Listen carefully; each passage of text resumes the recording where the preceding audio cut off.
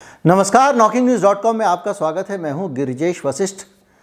आज मैं आपको बताऊंगा कि भारत के एक इतने बड़े उद्योग के बारे में जिस उद्योग को अभी कहीं कोई कंसीडर नहीं कर रहा। हो सकता है कि निर्मला सीतारमण बहुत जल्दी इसको मान्यता दे दें, जैसे बिटकॉइन को उन्होंने मान्यता दे दी और कहा कि मान्यता नहीं दी है, टैक्स लगा दिया उस पर, और हो सकता है कि इस उद्योग को भी मान्यता मिल जाए।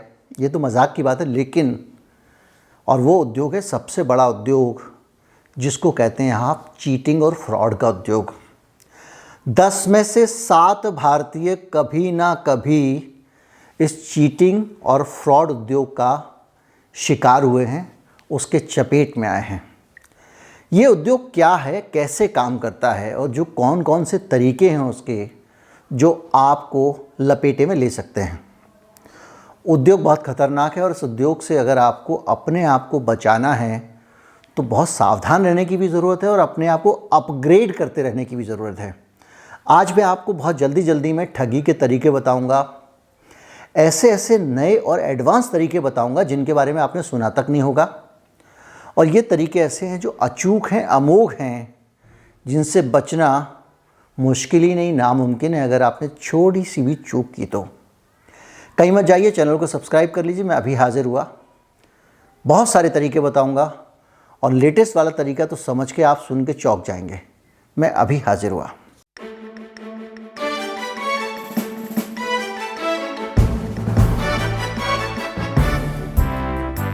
अगर आप इस चैनल को सपोर्ट करना चाहते हैं तो हमारा UPI ID डिस्क्रिप्शन में है, उसके ज़रिए भुगतान कर सकते हैं आप। कुछ बारकोड्स भी आपको स्क्रीन पर दिखाई देंगे, उनको भी स्कैन करके भुगतान कर सकते हैं। वीडियो के अंत में भी एक बारकोड है, उसके ज़रिए भी भुगतान कर सकते हैं।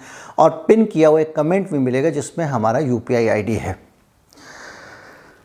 लॉटरी मांग के बोलना आपकी लॉटरी लग गई है इतने करोड़ रुपए की और आप ले लीजिए और आपको प्रोसेसिंग के पैसे देने पड़ेंगे, ऐसे कह के पैसे ले लेना, ये बहुत साल पुराना घोटाला हो गया, पुराना हो गया।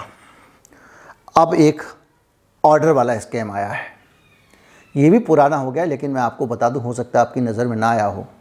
आपके घर पे एक पार्सल आएगा किसी एक अननोन सी वेबसाइट से और लिखा होगा कि ये 500 रुपये का कैश ऑन डिलीवरी है, 1000 रुपये का कैश ऑन डिलीवरी है। आपको लगेगा इतना बड़ा परिवार है, किसी ने ऑर्डर किया होगा, आप उसको 500 रुपये दे देंगे और पार्सल ले लेंगे। उसके बाद में अंदर उसमें कुछ नहीं निकलेगा क्योंकि घर में किसी ने ऑर्डर ही नहीं किया। इस तरह के जो पार्सल हैं वो भेजने वाले आपके पैसे लेके गायब हो जाएंगे। अब आपको बताऊं कि उनके पास आपका पता कहाँ से आया, तो आप याद कीजिए, जब आप पेट्रोल पंप पे पेट्रोल भरवाने जाते हैं, किसी मॉल में घूमने जाते हैं, तो बहुत सारे लोग वहाँ पे आपका नाम पता लिखवा रहे होते हैं, एक पर्ची लेकर। लकी ड्रॉ निकलेगा, कूपन निकलेगा। वो लोग वहाँ से पता लेकर कुछ मार्केटिंग फर्म्स को देते हैं जो आपको टूरिज़्म वगैरह के पैकेज बेचती हैं।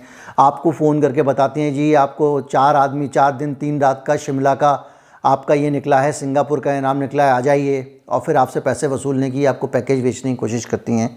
लेकिन वो डाटा सिर्फ वहीं नहीं रहता, वो डाटा बाद में ठगों के हाथ भी लग जाता है और वो उस तरह से आपसे पैसे ले लेंगे। एक और अकाउंट वाला फ्रॉड है। आपको कहा जाएगा कि आपके अकाउंट से एक आईफोन आपने ऑर्डर किया है, फ्लिपकार्ट से बोल रहा हूँ, अमेजॉन से बोल रहा हूँ या जहाँ से बोल रहा हूँ, क्या आपने किया है? अगर नहीं किया है तो बता दें। अब फ्लिपकार्ट वेरीफाई कर रहा है, आप कहोगे नहीं सर हमने तो नहीं किया। अच्छा नहीं किया, कोई बात नहीं, बताइए ज़रा अपनी डिटेल्स बताइए। ये सब करके आपसे डिटेल्स लेगा, अच्छी बातें करेगा और इतनी उलझा देगा आपको कि झट से एक OTP भेज देगा। आपके पास एक OTP आया होगा, वो भी दीजिए। डिटेल लेता जाएगा, नाम बताइए, पता बताइए, पिताजी का नाम बताइए, अकाउंट नंबर बताइए, आपको एक OTP मिला होगा, वो भेजिए। और आपने उस झक में अगर OTP दे दिया तो आपका माल गया। फेक जॉब्स, आप ये है ऑनलाइन डाटा कलेक्शन का जॉब, एंट्री का जॉब, डाटा एंट्री का जॉब, ये जॉब वो जॉब, बहुत सारे आपको मिलते रहते हैं। बेरोज़गारी हिंदुस्तान में बहुत ज़्यादा है और उसका फ़ायदा उठाकर लोग आपको लगातार इस तरह के जॉब्स दिखाते रहते हैं। और उसके बाद वो कहते हैं कि भाई आप ऑनलाइन ये करोगे तो इसके लिए आपको किट की ज़रूरत होगी, 1000 रुपये दे दो, 500 रुपये दे दो, प्रोसेसिंग फ़ीस के पैसे दे दो और 1500 का खटका। ये छोटे छोटे हैं, बड़े वाले बताने वाला हूँ मैं आपको। इसके अलावा आपको बहुत सारे ऐड दिखते होंगे, अखबारों में भी ऐड छप जाते हैं।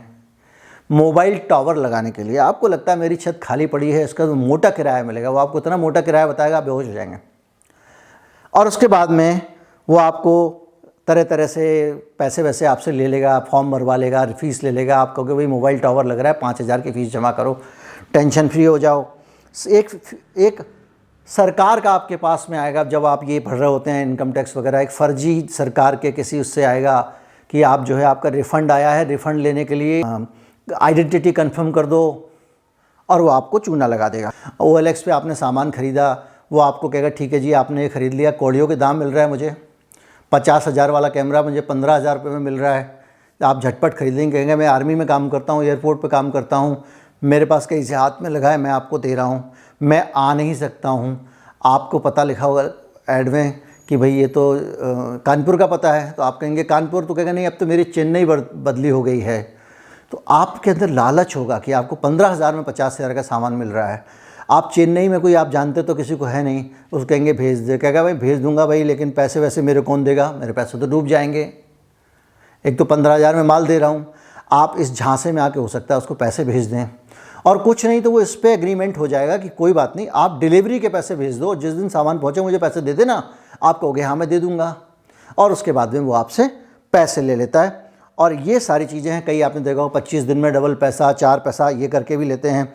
सस्ते में मोबाइल 1.5 लाख वाला आईफोन 15,000 रुपये में मिल जाएगा, 20,000 में मिल जाएगा, 40,000 में मिल जाएगा, डार्क वेब से मिल रहा है। बहुत सारे टेलीग्राम वगैरह पे ग्रुप बने हुए हैं और वो आपको ठगते रहते हैं। कौन देगा आपको, इतने सस्ते में कोई नहीं दे सकता।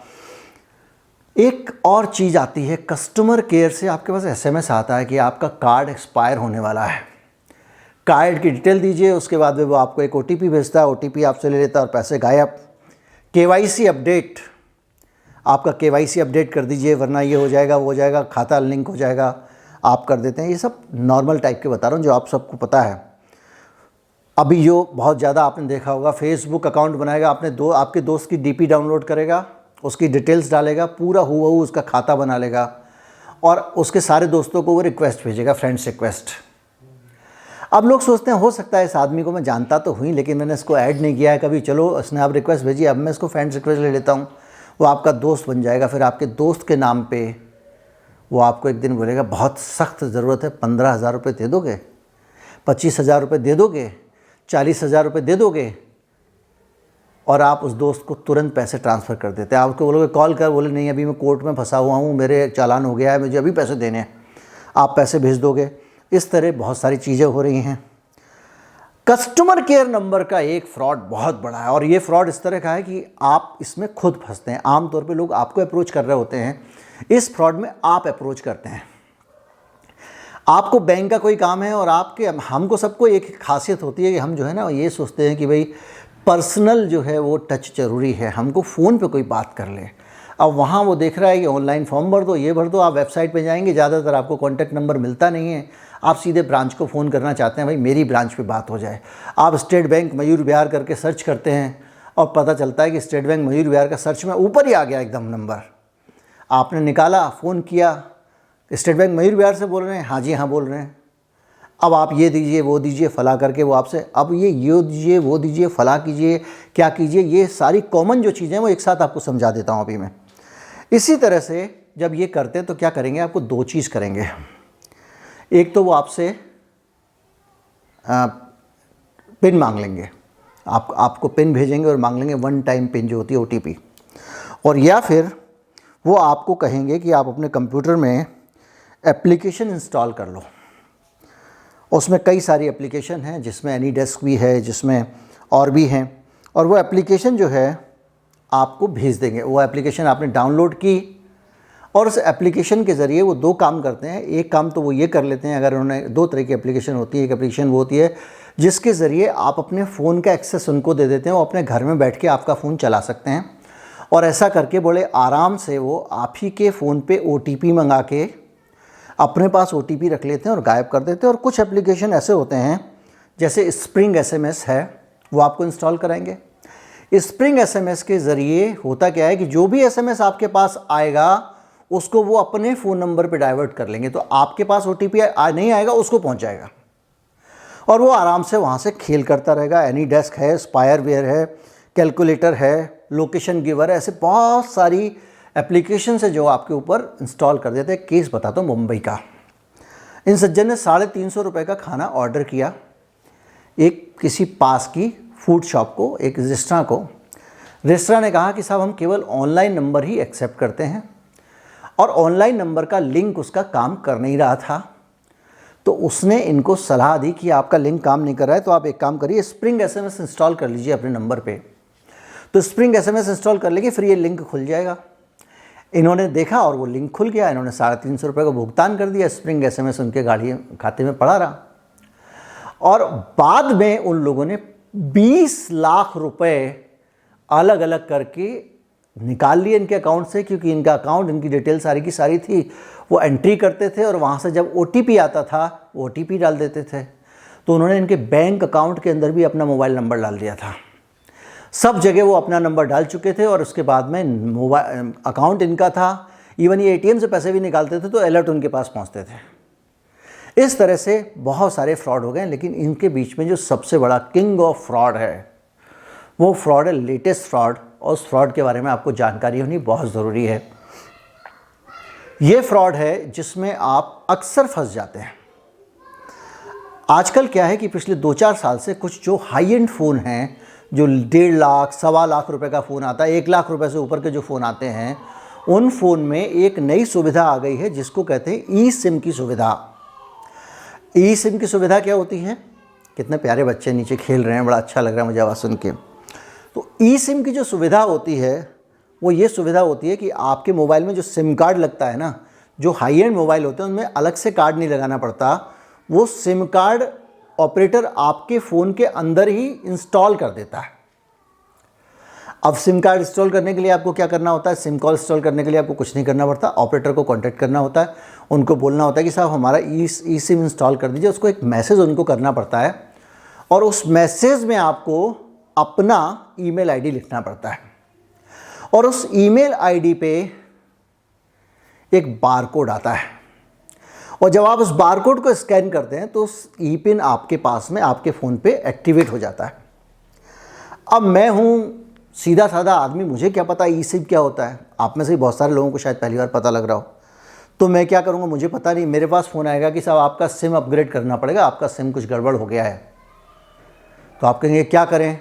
बोले एक काम करिए, आप इस नंबर पे, जिस नंबर पे अपना ईमेल आईडी भेजना पड़ता है, उस नंबर पे आप ये फला ईमेल आईडी भेज दीजिए। वो 123@airtel.com टाइप का कुछ अर्जी फर्जी ईमेल आईडी बना लेते, मिलते जुलते नाम का, airtel123.com, airtelmyservices.com करके कुछ उन्होंने ईमेल आईडी बना लिया।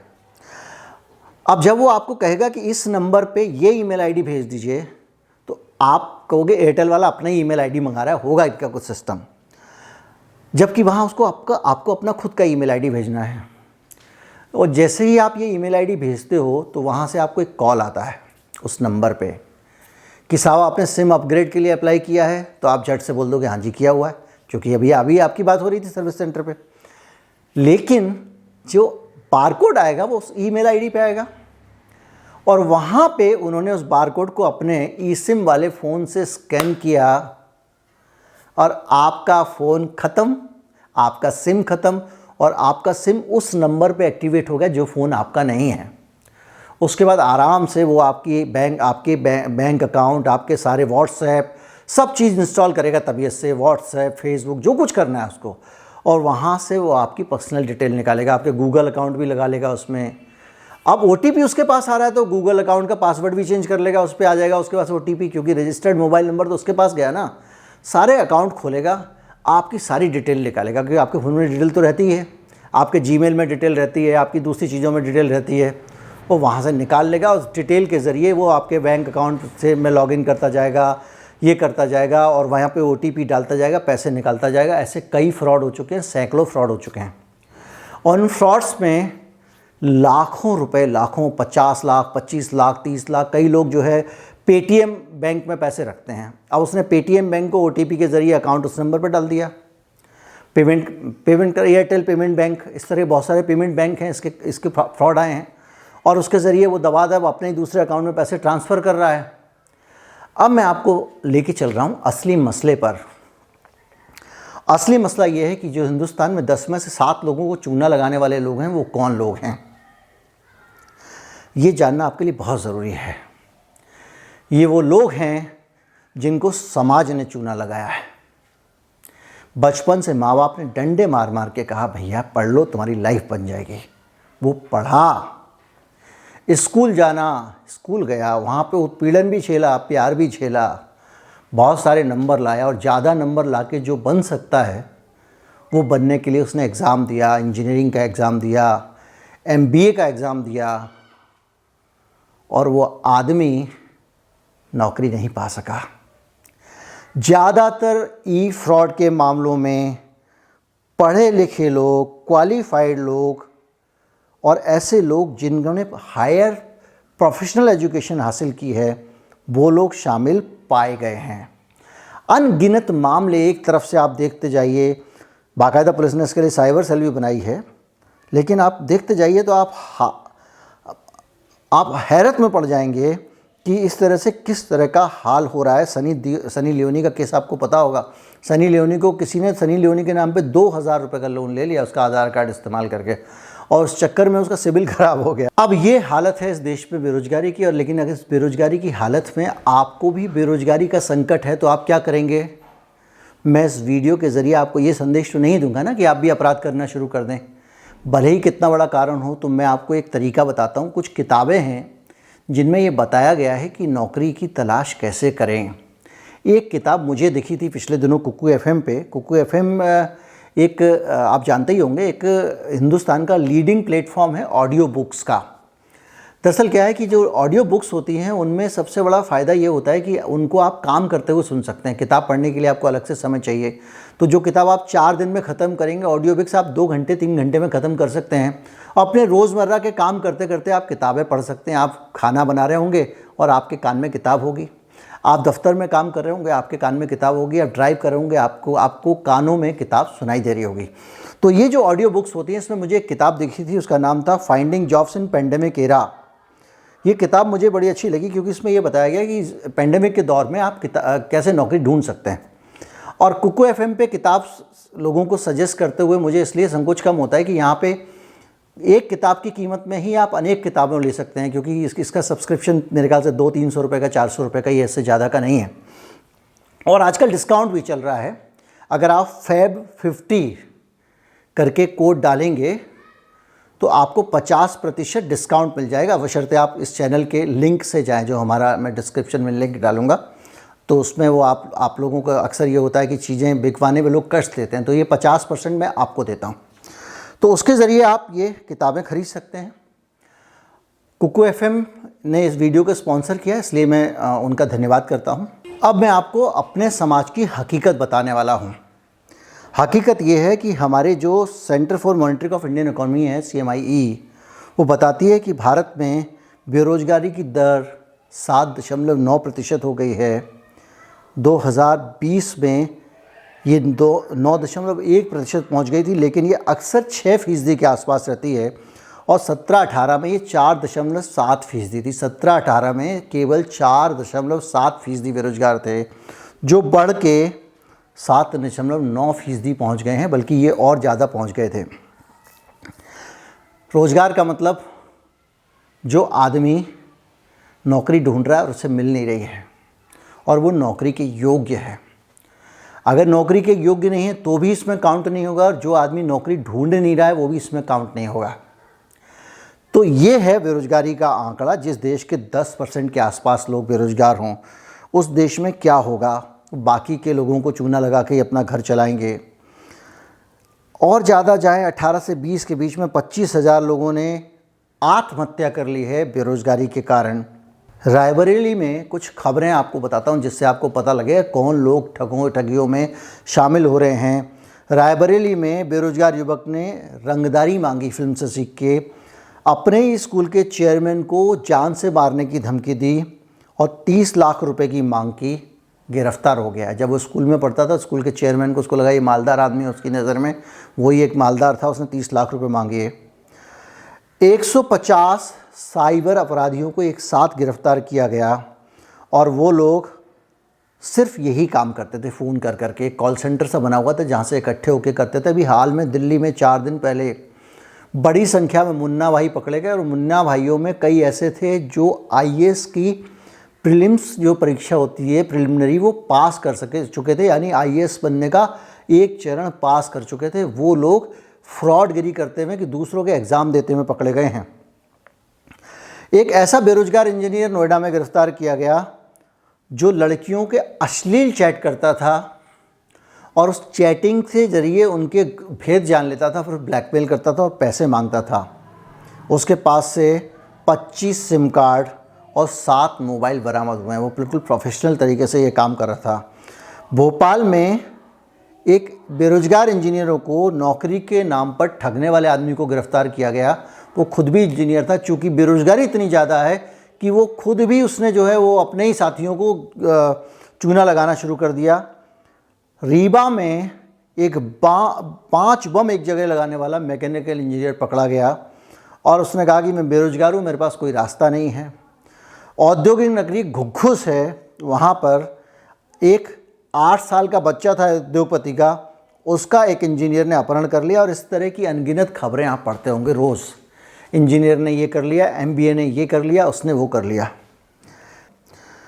तो जो भी है, बेरोज़गारी की हालत ये है। और इस बेरोज़गारी की दशा के बीच में उम्मीद की जाती है कि हमारे देश में कुछ हालात सुधरेंगे, क्योंकि पलायन बहुत तेज़ी से हो रहा है। 1 करोड़ लोग देश छोड़ चुके हैं।